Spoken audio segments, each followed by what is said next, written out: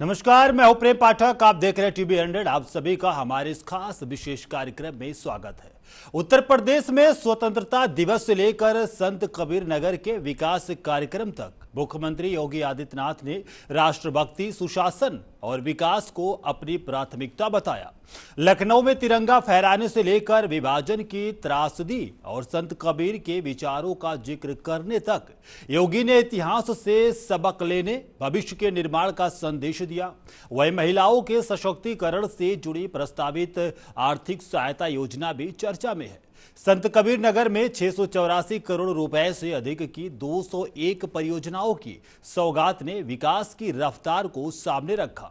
ऐसे में सवाल यही है कि योगी सरकार के इस संदेश और फैसले यूपी की राजनीति और विकास की तस्वीर को कितना प्रभावित करेगा।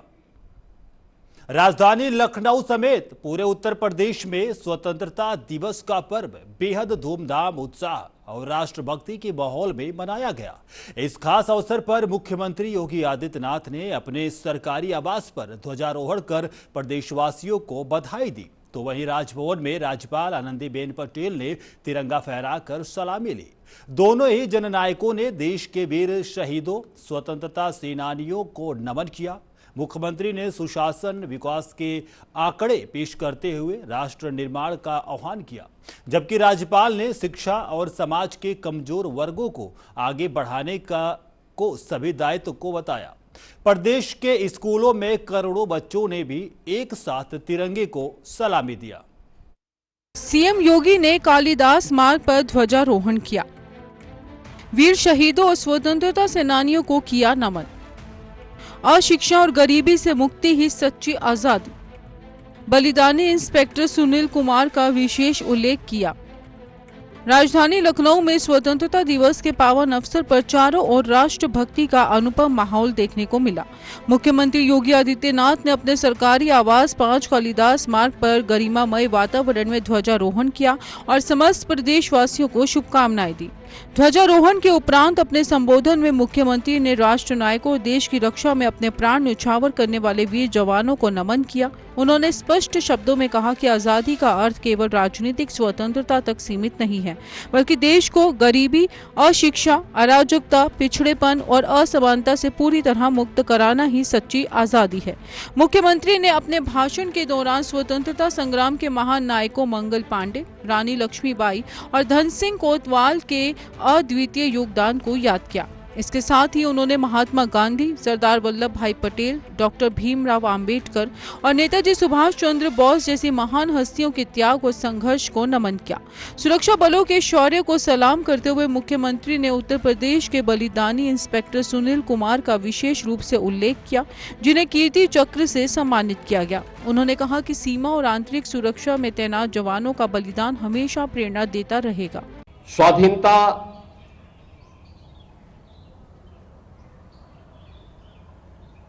का एहसास हर भारतवासी जिस उन्मुक्त वातावरण में आज कर रहा है, यह भारत माता की उन महान सपूतों, बलिदानियों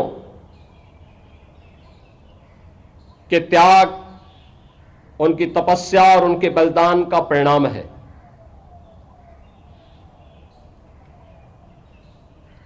यह सच है कि अंतर्विरोधों और षड्यंत्रों के कारण देश गुलाम हुआ, लेकिन हमारे देश ने मनोमस्तिष्क से कभी भी इस गुलामी को स्वीकार नहीं किया। दूसरी ओर राजभवन में राज्यपाल आनंदीबेन पटेल ने पूरे मान सम्मान के साथ राष्ट्रीय ध्वज फहराया और गार्ड ऑफ ऑनर की सलामी ली। ध्वजारोहण के पश्चात उन्होंने राष्ट्रपति महात्मा गांधी की प्रतिमा पर भी श्रद्धा सुमन अर्पित किए। राजभवन के अधिकारियों, कर्मचारियों और आदर्श माध्यमिक विद्यालयों के छात्र छात्राओं ने एक स्वर में सामूहिक रूप से राष्ट्रगीत वंदे मातरम का भावपूर्ण गायन किया। इस अवसर पर कार्यक्रम में उपस्थित सभी लोगों को नशा मुक्ति की शपथ भी दिलाई गई, ताकि एक स्वस्थ और सशक्त समाज का निर्माण हो सके। अपने संबोधन में राज्यपाल ने कहा कि जब भी हम राष्ट्र ध्वज को फहराते हुए देखते हैं तो हमें उन अनगिनत स्वतंत्रता सेनानियों का स्मरण हो आता है जिन्होंने अपने त्याग से देश को आजाद कराया। उन्होंने समाज के हर वर्ग से आह्वान किया कि बच्चों को बेहतर शिक्षा देना, किसानों को सहयोग करना और वंचित वर्गों को मुख्य धारा से जोड़ना हम सभी का नैतिक दायित्व है। उन्होंने वंदे मातरम के ऐतिहासिक महत्व को देखते हुए उन मातृ शक्तियों को भी नमन किया जिन्होंने राष्ट्र भक्ति की भावना को जीवित रखा। 9 वर्षों में रिकॉर्ड निवेश प्राप्त हुआ, 4 करोड़ से अधिक रोजगार का सृजन, 22,000 से ज्यादा नए स्टार्टअप बने, 9 लाख से अधिक युवाओं को नौकरियां। स्वतंत्रता दिवस के इस ऐतिहासिक अवसर पर मुख्यमंत्री ने प्रदेश की विकास यात्रा और सुशासन के मॉडल को जनता के सामने रखा।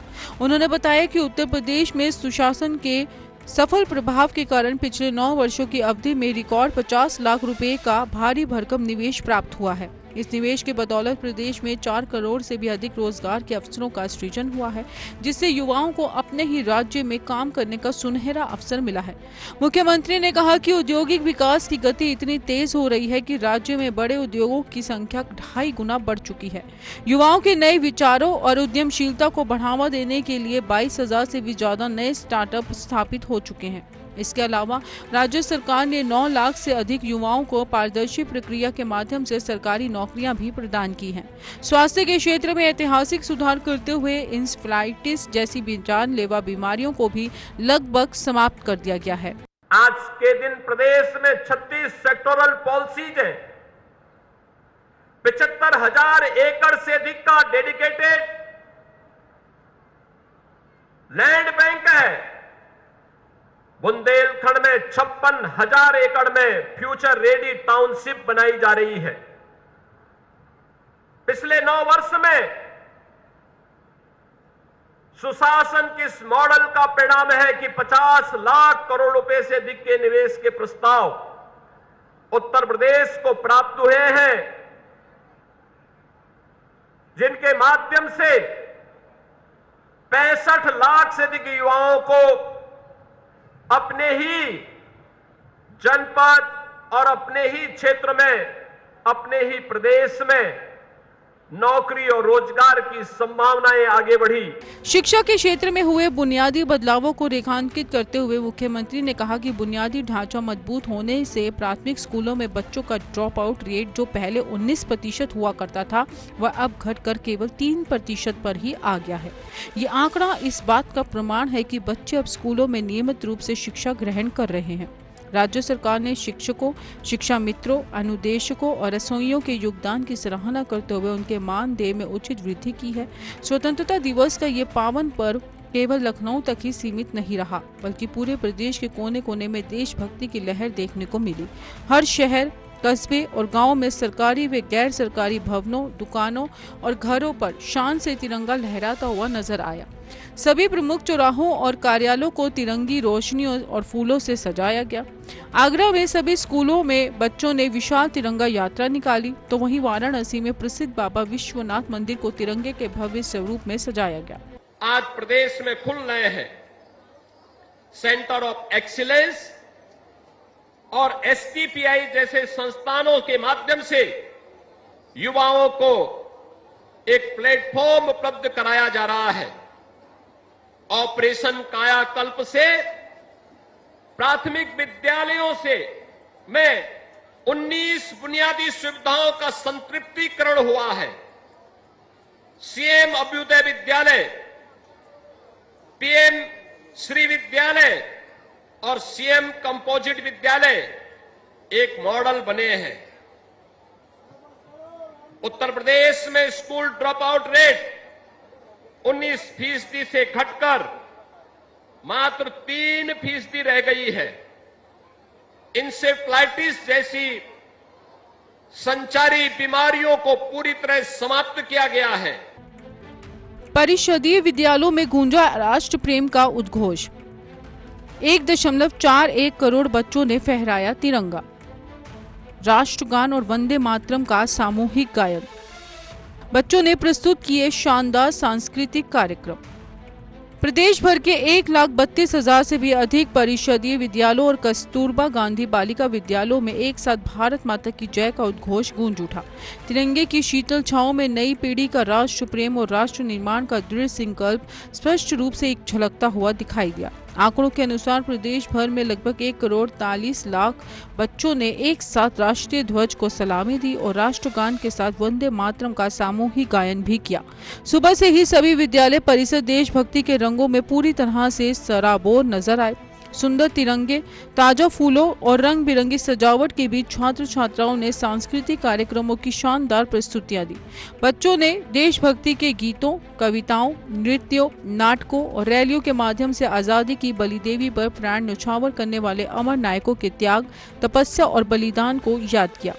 मासूम बच्चों के हाथों में फहराते तिरंगे, उनके चेहरे का अपार उत्साह और भारत माता की जय के गूंजते नारों ने पूरे माहौल को अत्यधिक भावनात्मक और प्रेरणादायक बना दिया है। इन आयोजनों में ये विश्वास और संकल्प भी मौजूद रहा जिसमें बेहतर शिक्षा से सशक्त और जागरूक होने वाली ये नई पीढ़ी आगे चलकर एक विकसित, एकजुट, समृद्ध और पूर्णतः आत्मनिर्भर भारत की मजबूत नींव तैयार करेगी। इस प्रकार प्रदेश में स्वतंत्रता दिवस का ये महापर्व न केवल अतीत के वीरों को श्रद्धांजलि देने का माध्यम बना बल्कि एक नए, सशक्त और विकसित उत्तर प्रदेश के निर्माण के संकल्प के साथ संपन्न हुआ।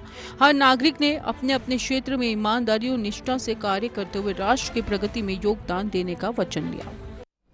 उत्तर प्रदेश के मुख्यमंत्री योगी आदित्यनाथ ने विभाजन विभीषिका स्मृति दिवस के अवसर पर विपक्षी दलों पर जोरदार हमला बोलते हुए देश के इतिहास से जुड़ा एक बड़ा संदेश दिया। उन्होंने स्पष्ट शब्दों में कहा कि वर्ष 1947 में केवल सत्ता की तीव्र लालसा और कुर्सी के मोह के कारण अखंड भारत का विभाजन कर दिया गया था। इस भयंकर विभाजन की अमानवीय कीमत देश के करोड़ों निर्दोष लोगों को विस्थापन, भयानक हिंसा, लूटपाट और नरसंहार के रूप में चुकानी पड़ी थी। मुख्यमंत्री ने जोर देकर कहा कि इतिहास को याद रखना बेहद जरूरी है क्योंकि इतिहास केवल परीक्षाओं की किताबों का विषय नहीं बल्कि यह अतीत में हुई ऐतिहासिक गलतियों से सबक लेने और भविष्य में उन गलतियों को दोहराने से बचने का एक बड़ा अवसर प्रदान करता है। 1947 का विभाजन मानवता का काला अध्याय। करोड़ों लोगों को मातृभूमि से होना पड़ा विस्थापित। लाखों मासूमों का सरेआम किया गया कत्लेआम। दोषियों और कारणों पर आज भी खड़े सवाल। लखनऊ के लोक भवन में आयोजित विभाजन की त्रासदी पर आधारित एक भव्य प्रदर्शनी, जीवंत लाइव पेंटिंग और एक मार्मिक लघु फिल्म का अवलोकन करने के बाद मुख्यमंत्री योगी आदित्यनाथ ने उपस्थित जनसमूह को संबोधित किया। अपने संबोधन में उन्होंने 1947 के विभाजन को संपूर्ण मानवता के इतिहास का सबसे दर्दनाक और काला अध्याय करार दिया। उन्होंने कहा कि उस समय सत्ता हासिल करने की व्यक्तिगत लिप्सा इस कदर हावी हो चुकी थी कि सनातन काल से एक रहे भारत देश के निर्दयता पूर्वक टुकड़े कर दिए गए। इसके परिणाम स्वरूप करोड़ों हिंदुओं, संतों, सिखों, बौद्धों और जैनों को अपनी ही पूर्वजों की जन्मभूमि और मातृभूमि से जबरन बेघर होना पड़ा। लाखों मासूमों का सरेआम कत्लेआम किया गया, लेकिन उस समय उनकी चीखें सुनने वाला कोई नहीं था। मुख्यमंत्री ने गंभीर सवाल उठाते हुए कहा कि आखिर विभाजन क्यों हुआ, इसके पीछे कौन सी शक्तियां जिम्मेदार थीं और उन दोषियों को क्या सजा मिली। ये सवाल आज भी हर सच्चे भारतीय के सामने पूरी मजबूती से खड़े हैं। विपक्ष की नीतियों और मानसिकता पर प्रहार करते हुए मुख्यमंत्री ने कहा कि 1947 में जो लोग सत्ता पाने के लिए पूरी तरह मौन साधे बैठे थे, उनकी राष्ट्र विरोधी सोच में आज भी कोई बदलाव नहीं आया है। उन्होंने वर्तमान राजनीतिक परिस्थितियों का उल्लेख करते हुए कहा कि जब जब पड़ोसी देशों में अल्पसंख्यकों पर अत्याचार और बर्बरता हुई, तब तब यही राजनीतिक दल अपने वोट बैंक के डर से पूरी तरह खामोश रहे। सत्ता को अपनी निजी संपत्ति और पारिवारिक विरासत समझने वाले इन राजनीतिक घरानों ने न केवल अपने संकीर्ण स्वार्थों की पूर्ति के लिए हमेशा देश में अराजकता, वैमनस्य और अव्यवस्था का माहौल पैदा किया है। उन्होंने बताया कि प्रधानमंत्री नरेंद्र मोदी द्वारा विभाजन विभीषिका स्मृति दिवस मनाने की शुरुआत करने के पीछे का मूल उद्देश्य यही है कि पूरा देश इकट्ठा होकर अपनी पुरानी गलतियों का परिमार्जन कर सके और आने वाली पीढ़ियों को सही इतिहास की जानकारी मिल सके। आपसी अंतर्विरोध बना गुलामी का कारण, जाति और क्षेत्र में बटा समाज, विदेशी आक्रांताओं का चुपचाप सहा हमला, विभाजन से पनपा आतंकवाद और नक्सलवाद। ऐतिहासिक संदर्भों का गहरा विश्लेषण करते हुए मुख्यमंत्री योगी आदित्यनाथ ने बताया कि आखिर हमारा देश शताब्दियों तक गुलाम क्यों रहा। उन्होंने स्पष्ट किया कि भारत की गुलामी के पीछे दो सबसे मुख्य कारण थे। पहला हमारा आपसी अंतर्विरोध और दूसरा जाति, मजहब व क्षेत्र के नाम पर समाज का आपस में विभाजित होना। जब जब विदेशी आक्रांताओं ने हमारी पवित्र धरती पर आक्रमण किया, तब तब हमारा समाज यह आत्मघाती सोच रखकर चुप बैठा रहा कि हमला किसी दूसरे पर हो रहा है, हमें इससे क्या लेना देना। इसी सामाजिक कमजोरी, संकीर्ण सोच और बिखराव का फायदा उठाकर विदेशी षड्यंत्रकारी हमारे देश पर कब्जा करने में सफल रहे। उसी मानसिकता का दुष्परिणाम था कि सदियों पुराना अखंड भारत विभाजित हुआ और आज उसी के कारण देश को नक्सलवाद, आतंकवाद, माओवाद और उग्रवाद जैसे गंभीर समस्याओं का सामना करना पड़ रहा है। नागरिकता संशोधन कानून यानी CAA का प्रमुखता से उल्लेख करते हुए मुख्यमंत्री ने कहा कि अफगानिस्तान, पाकिस्तान और बांग्लादेश में धार्मिक उत्पीड़न का शिकार होकर भारत की शरण में आए हिंदू, सिख, जैन, बौद्ध, पारसी और ईसाई समुदाय के शरणार्थियों को नागरिकता देने का एक अत्यंत मानवीय और न्यायपूर्ण प्रावधान किया गया था। लेकिन इसके बावजूद देश विरोधी शक्तियों ने लखनऊ सहित कई बड़े शहरों में हिंसा, आगजनी और उपद्रव फैलाने का कुत्सित प्रयास किया।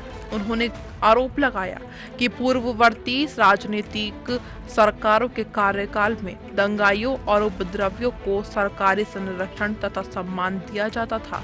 मुजफ्फरनगर और सहारनपुर में हुए भीषण दंगों का उदाहरण देते हुए उन्होंने विपक्ष को घेरा और कहा कि सत्ता के लिए समाज को बांटने और देश को कमजोर करने वाली सोच आज भी उतनी ही सक्रिय है, जिससे पूरे देशवासियों को सतर्क रहने की जरूरत है।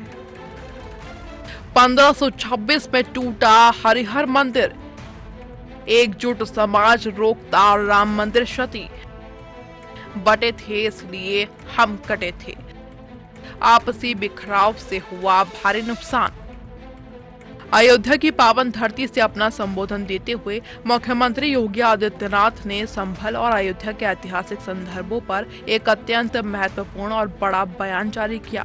उन्होंने कहा कि सन 1526 में संभल के प्राचीन हरिहर मंदिर को बलपूर्वक तोड़कर गुलामी और अपमान का ढांचा खड़ा किया गया था। यदि उस दौर में हमारा समाज इकट्ठा होकर उसका प्रतिकार करता तो सन 1528 में अयोध्या में भगवान श्री राम की पवित्र जन्मभूमि का मंदिर कभी क्षतिग्रस्त नहीं होता। अपने इस ऐतिहासिक वक्तव्य को आगे बढ़ाते हुए मुख्यमंत्री ने बेहद कड़े शब्दों में कहा, हम बटे थे इसलिए कटे थे। उन्होंने साफ कर दिया कि हमारी आपसी फूट और बिखराव के कारण ही देश को अपने सबसे पवित्र सांस्कृतिक, धार्मिक और आध्यात्मिक स्थलों पर आक्रांताओं के अवैध कब्जे सहने पड़े थे। अपने संबोधन के अंतिम चरण में मुख्यमंत्री ने कहा कि इतिहास केवल स्कूल कॉलेजों की परीक्षाओं का पाठ्यक्रम नहीं होता, बल्कि ये अपनी महान सांस्कृतिक धरोहर पर गर्व करने और अतीत की भूलों को सुधारने का एक स्वर्णिम अवसर प्रदान करता है। उन्होंने जनता को आगाह करते हुए कहा कि आज भी समाज में कई ऐसे तत्व मौजूद हैं जो राजनीतिक लाभ उठाने के लिए राम राम का मुखौटा पहनकर कालनेमी का रूप धारण कर लेते हैं और जनता को भ्रमित करने की कोशिश करते हैं। ऐसे पाखंडी और छद्म तत्वों से पूरे समाज को अत्यंत सावधान रहने की जरूरत है। उन्होंने कहा कि महात्मा गांधी, सरदार पटेल, नेताजी सुभाष चंद्र बोस और शहीद भगत सिंह जैसे महान स्वतंत्रता सेनानियों के सपनों के भारत का निर्माण तभी संभव है जब हमारा समाज पूरी तरह संगठित, जागरूक और राष्ट्र हित के लिए समर्पित रहेगा। उत्तर प्रदेश में होने वाले आगामी विधानसभा चुनाव से पहले आधी आबादी को साध्य करने की बड़ी तैयारी चल रही। राज्य की योगी सरकार महिलाओं के लिए 50,000 की कुल आर्थिक सहायता वाली एक नई महायोजना लागू करने का प्रस्ताव बना रही।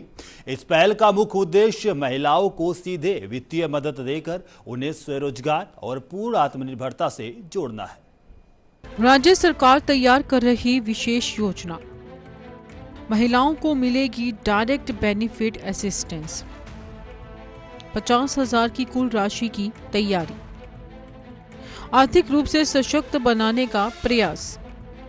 उत्तर प्रदेश की राजनीति में महिला मतदाताओं की भूमिका हमेशा से बेहद निर्णायक रही है और इसी को ध्यान में रखते हुए राज्य सरकार एक ऐतिहासिक आर्थिक सहायता योजना का खाका तैयार कर रही है। इस प्रस्तावित योजना का मुख्य ध्येय राज्य की करोड़ों महिलाओं को आर्थिक रूप से सशक्त बनाना और उन्हें अपने पैरों पर खड़े होने का अवसर प्रदान करना है। प्रशासनिक स्तर पर तैयार किए जा रहे खाके के अनुसार पात्र लाभार्थियों के खातों में डायरेक्ट बेनिफिट ट्रांसफर यानी डीबीटी के माध्यम से कुल 50,000 की बड़ी धनराशि भेजने की योजना बनाई जा रही है। इस पूरी योजना का सबसे महत्वपूर्ण और आकर्षक पहलू इसका चरणबद्ध भुगतान मॉडल है। चर्चा है कि चुनाव की औपचारिक घोषणा से पहले ही राज्य सरकार पात्र महिलाओं के बैंक खातों में 20,000 की पहली किस्त हस्तांतरित करने का विचार कर रही है। इसके पीछे का उद्देश्य महिलाओं को तुरंत वित्तीय राहत पहुंचाना है ताकि वो अपनी दैनिक जरूरतों या फिर छोटे स्तर पर किसी काम की शुरुआत कर सकें। इसके बाद चुनावी प्रक्रिया संपन्न होने और पुण्य सत्ता में वापसी के बाद शेष 30,000 की राशि को 3 अलग अलग किस्तों में देने का प्रस्ताव रखा गया है। प्रत्येक किस्त 10,000 की होगी जो समय समय पर सीधे महिलाओं के खातों में भेजी जाएगी। इस दूरगामी रणनीति का लक्ष्य केवल एक बार में सहायता राशि देकर औपचारिकता पूरी करना नहीं है, बल्कि महिलाओं को लंबे समय तक आर्थिक संबल प्रदान करना है। सरकार का कहना है कि जब किसी परिवार की महिला के पास एक निश्चित वित्तीय आधार होता है तो वह परिवार के स्वास्थ्य, बच्चों की शिक्षा और घरेलू जरूरतों को बेहतर तरीके से प्रबंधित कर पाती है। इस चरणबद्ध मॉडल से महिलाओं का भरोसा भी सरकार पर मजबूत होगा और वह बिना किसी आर्थिक तंगी के अपने छोटे मोटे व्यवसायों को लेकर आगे बढ़ा सकेगी।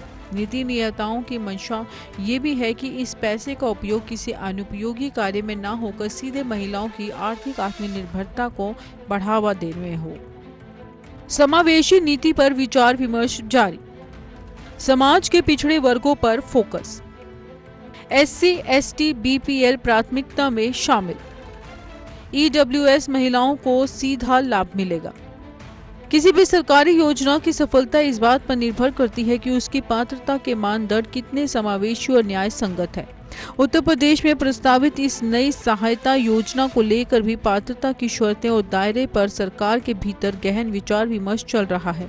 शुरुआती चर्चाओं के अनुसार इस योजना का प्राथमिक लक्ष्य समाज के उन वर्गों को सीधे राहत पहुंचाना है जो आर्थिक रूप से सबसे ज्यादा पिछड़े हुए हैं। प्राथमिकता सूची में अनुसूचित जाति, अनुसूचित जनजाति, BPL कार्ड धारक और आर्थिक रूप से कमजोर वर्ग की महिलाओं को सबसे ऊपर रखा जा रहा है।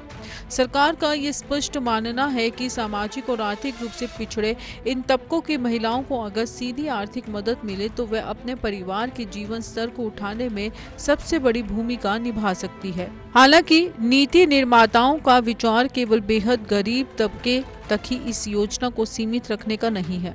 सरकार इस योजना के दायरे को और भी अधिक व्यापक बनाने के विकल्प पर भी गंभीरता से मंथन कर रही है। चर्चाएं ये भी है कि जिन परिवारों की सालाना आय 12 लाख तक है उन परिवारों की महिलाओं को भी इस योजना में शामिल किए जाने की संभावना तलाशी जा रही है। अगर इस आय सीमा को अंतिम मंजूरी मिल जाती है तो प्रदेश की एक बहुत बड़ी मध्यम वर्गीय और निम्न मध्य वर्गीय आबादी भी इस योजना के दायरे में आ जाएगी। इससे योजना का प्रभाव राज्य के हर कोने और हर वर्ग तक महसूस किया जा सकेगा। योजना का एक मुख्य ध्येय ये भी है कि वह केवल एक चुनावी घोषणा बनकर ना रह जाए, बल्कि इसका वास्तविक सामाजिक आर्थिक असर जमीन पर दिखाई दे। इसलिए पात्रता तय करते समय महिलाओं की आयु, पारिवारिक स्थिति, रोजगार की वर्तमान स्थिति और अन्य सरकारी योजनाओं के लाभ जैसे विभिन्न मानकों को जोड़ने की प्रक्रिया चल रही है। अंतिम नीतिगत निर्णय के बाद ही पात्रता का आधिकारिक फॉर्मूला जनता के सामने रखा जाएगा। उत्तर प्रदेश में महिलाओं को आत्मनिर्भर बनाने और उन्हें आर्थिक गतिविधियों से जोड़ने का काम कोई नया नहीं है, बल्कि राज्य में पहले से ही एक मजबूत ढांचा काम कर रहा है। राज्य ग्रामीण आजीविका मिशन के तहत पूरे प्रदेश में स्वयं सहायता समूहों का एक बहुत बड़ा नेटवर्क स्थापित है। गांव-गांव में महिलाओं को 10-10 के समूहों में संगठित किया जाता है और उन्हें विभिन्न प्रकार के लघु उद्योगों, हस्तशिल्प, कृषि आधारित गतिविधियों और स्थानीय व्यापार से जोड़ा जाता है। मौजूदा आंकड़ों के मुताबिक उत्तर प्रदेश में लगभग 98.76 लाख महिलाएं इन स्वयं सहायता समूहों के माध्यम से सक्रिय रूप से जुड़ी हुई हैं और उन्हें अपनी आजीविका चला रही हैं। ये नेटवर्क न केवल महिलाओं को वित्तीय रूप से मजबूत बना रहा है, बल्कि उनमें सामाजिक नेतृत्व और सामूहिक निर्णय लेने की क्षमता का भी विकास कर रहा है।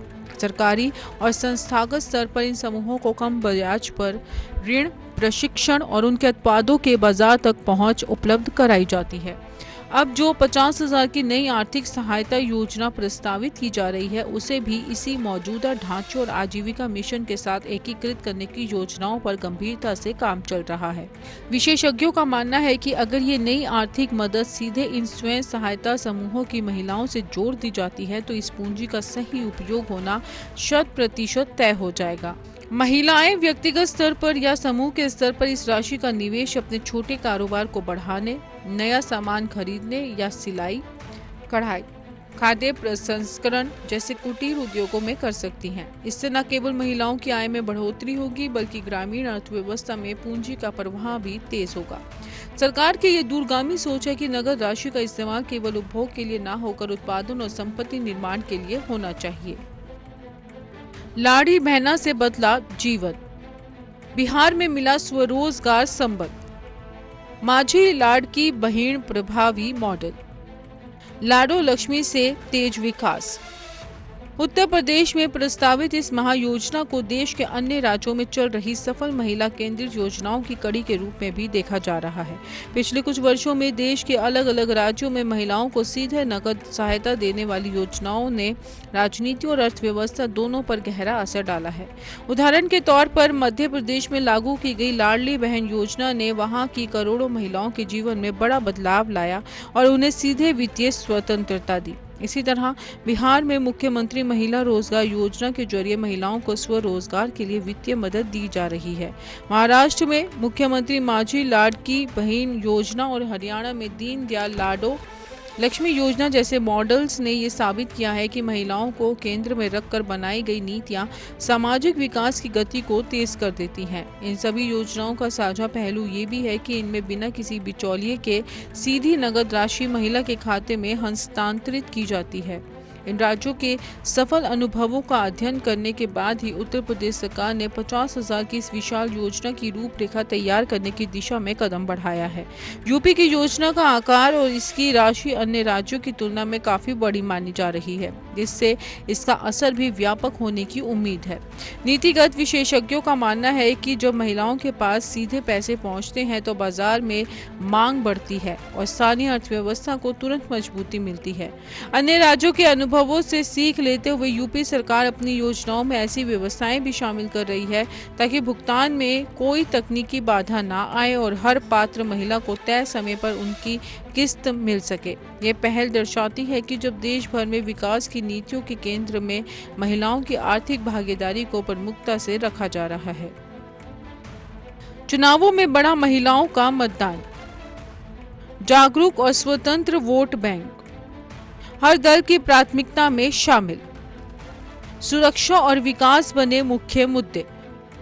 उत्तर प्रदेश की चुनावी राजनीति और सामाजिक ताने बाने में महिला मतदाताओं की भूमिका लगातार अत्यंत महत्वपूर्ण और निर्णायक होती जा रही है।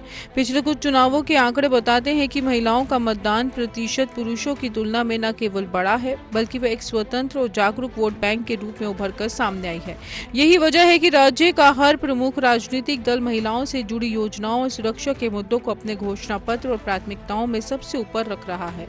भारतीय जनता पार्टी की राजनीति राजनीतिक रणनीति में महिला लाभार्थी वर्ग हमेशा से एक मजबूत स्तंभ रहा है।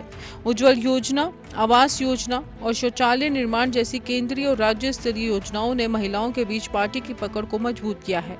अब 50,000 की आर्थिक सहायता वाली ये प्रस्तावित योजना उसी रणनीति की अगली और सबसे बड़ी कड़ी मानी जा रही है।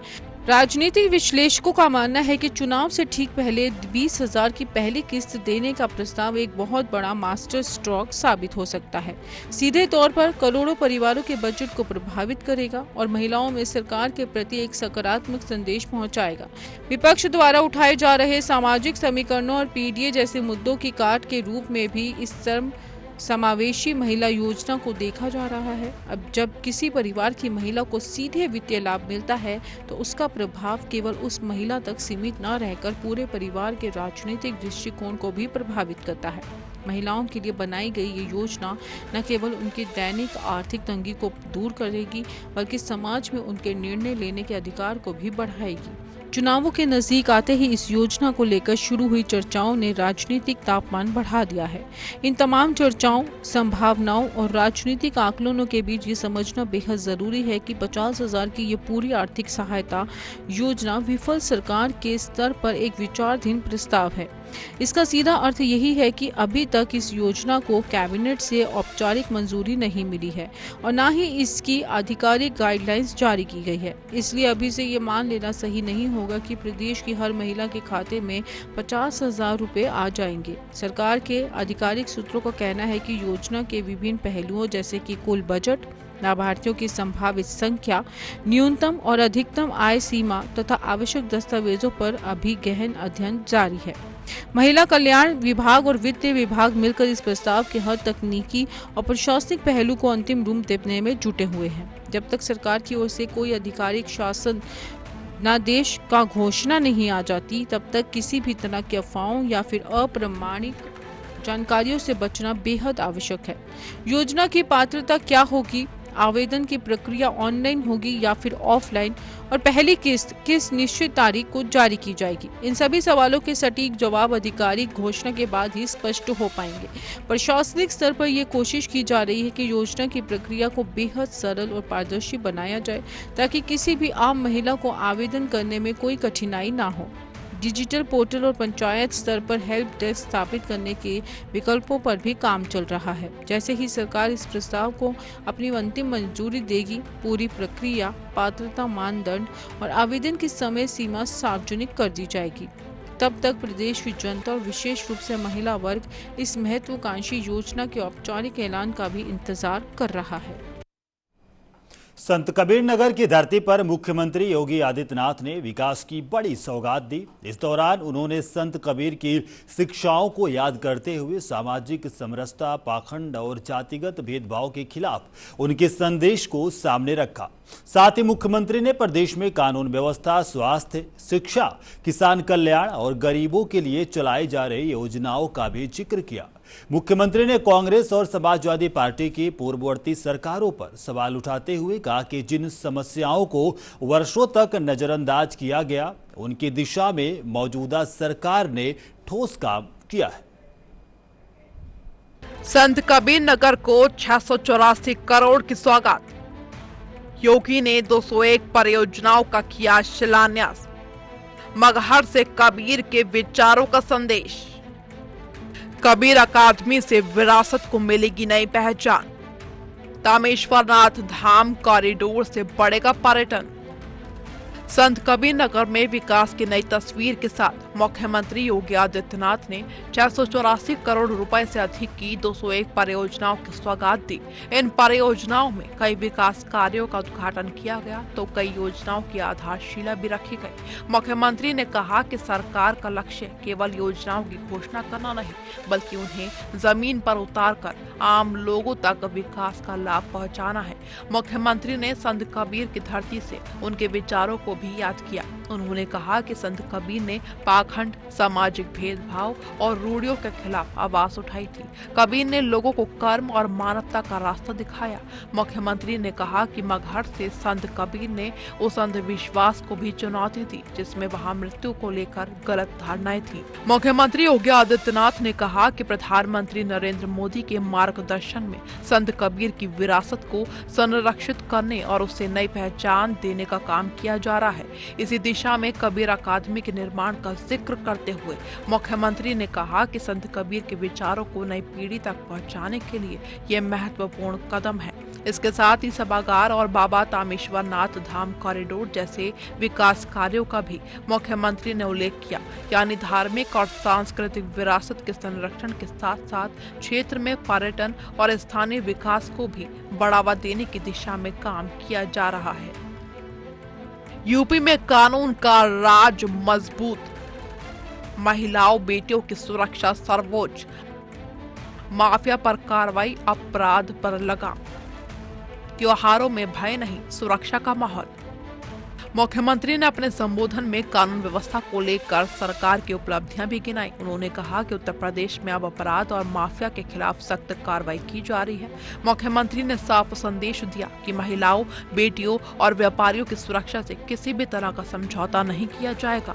उन्होंने कहा कि त्योहारों के दौरान पहले जिस तरह का भय का माहौल पैदा होने की बातें सामने आती थी, अब प्रदेश में स्थिति बदली है। सरकार कानून का राज स्थापित करने पर जोर दे रही है और अपराध करने वालों के खिलाफ कड़ी कार्रवाई की जा रही है। 95,000 परिवारों को मिला पीएम आवास का लाभ, 3.5 लाख गरीब परिवारों को शौचालय, 3 लाख से ज्यादा किसानों को किसान सम्मान निधि। संत कबीर नगर में मेडिकल कॉलेज की तैयारी, बंद कताई मिल को फिर शुरू करने का प्रयास। मुख्यमंत्री ने संत कबीर नगर के विकास के साथ साथ गरीब कल्याण की योजनाओं का भी उल्लेख किया। उन्होंने बताया कि प्रधानमंत्री आवास योजना के तहत जिले के करीब 95,000 परिवारों को आवास का लाभ मिला है। वहीं लगभग 3.5 लाख गरीब परिवारों के लिए शौचालय बनाए जाने की बात भी मुख्यमंत्री ने कही। इन योजनाओं को सरकार की उस नीति से जोड़कर देखा जा सकता है जिसमें गरीब परिवारों को मूलभूत सुविधाएं उपलब्ध कराने पर जोर दिया जा रहा है। आवास, शौचालय और अन्य जन कल्याणकारी योजनाओं के जरिए ग्रामीण और आर्थिक रूप से कमजोर परिवारों को राहत पहुंचाने का दावा सरकार लगातार करती रही है। किसानों को लेकर भी मुख्यमंत्री ने सरकार की योजनाओं का उल्लेख किया। उन्होंने कहा कि संत कबीर नगर के 3 लाख से अधिक किसान पिछले 9 वर्षों से प्रधानमंत्री किसान सम्मान निधि का लाभ प्राप्त कर रहे हैं। सरकार की ओर से किसान सम्मान निधि को किसानों की आर्थिक सहायता के लिए महत्वपूर्ण योजना के तौर पर पेश किया जाता रहा है। मुख्यमंत्री ने कहा कि किसान, गरीब युवा और महिलाओं को केंद्र में रखकर सरकार विकास की दिशा में आगे बढ़ रही है। मुख्यमंत्री योगी आदित्यनाथ ने जिले में विकास प्राधिकरण और एक जिला एक मेडिकल कॉलेज योजना का भी जिक्र किया। मेडिकल कॉलेज की दिशा में आगे बढ़ना स्वास्थ्य सुविधाओं के विस्तार के लिहाज से महत्वपूर्ण माना जा रहा है। योगी सरकार स्वास्थ्य क्षेत्र में इंसेफेलाइटिस जैसी गंभीर बीमारियों के खिलाफ किए गए प्रयासों को भी अपनी प्रमुख उपलब्धियों में गिनती है। मुख्यमंत्री ने आरोप लगाया कि पिछली सरकारों के दौरान इस बीमारी को लेकर प्रभावी कदम नहीं उठाए गए, जबकि भाजपा सरकार ने इसे नियंत्रित करने के लिए लगातार अभियान चलाया। मुख्यमंत्री ने कांग्रेस और समाजवादी पार्टी पर भी निशाना साधा। उन्होंने कहा कि आज विपक्षी दल सरकार के खिलाफ प्रचार कर रहे हैं, लेकिन उन्हें अपने कार्यकाल का हिसाब भी जनता के सामने रखना चाहिए। उन्होंने संत कबीर नगर की बंद कताई मिल का मुद्दा उठाते हुए आरोप लगाया कि पूर्ववर्ती कांग्रेस और समाजवादी पार्टी की सरकारों के दौरान भ्रष्टाचार और उपेक्षा के कारण मिल बंद हुई। मुख्यमंत्री ने कहा कि अब इसे दोबारा शुरू करने की दिशा में प्रयास किए जा रहे हैं। कुल मिलाकर संत कबीर नगर में मुख्यमंत्री योगी आदित्यनाथ का कार्यक्रम विकास परियोजनाओं की सौगात और सरकार की उपलब्धियों के प्रदर्शन का मंच बना। 684 करोड़ रुपए से अधिक की 201 परियोजनाओं का उद्घाटन और शिलान्यास जिले के विकास को गति देने का संदेश देता है। संत कबीर नगर से मुख्यमंत्री योगी आदित्यनाथ ने जहां विकास परियोजनाओं की सौगात दी, वहीं विपक्षी दलों पर भी जमकर निशाना साधा। सरकार की योजनाओं और उपलब्धियों को गिराते हुए मुख्यमंत्री ने कहा कि उत्तर प्रदेश अब विकास, सुशासन और मजबूत कानून व्यवस्था की दिशा में आगे बढ़ रहा है। संत कबीर की धरती से दिया गया मुख्यमंत्री का संदेश यही रहा कि विरासत का सम्मान, विकास की रफ्तार और सुरक्षा की गारंटी, इन्हीं आधारों पर प्रदेश को आगे ले जाने का काम जारी है। यानी राष्ट्रभक्ति, इतिहास की याद, महिला सशक्तिकरण और विकास। योगी सरकार के संदेश में इन सभी मुद्दों की तस्वीर साफ दिखाई देती है। संत कबीर नगर से मिली 684 करोड़ की सौगात हो या स्वतंत्रता दिवस पर सुशासन और राष्ट्र निर्माण का संकल्प, सरकार अपनी उपलब्धियों को जनता के सामने रख रही। अब इन योजनाओं और प्रस्तावों का जमीनी असर कितना दिखाई देता है, यही सबसे अहम सवाल होगा।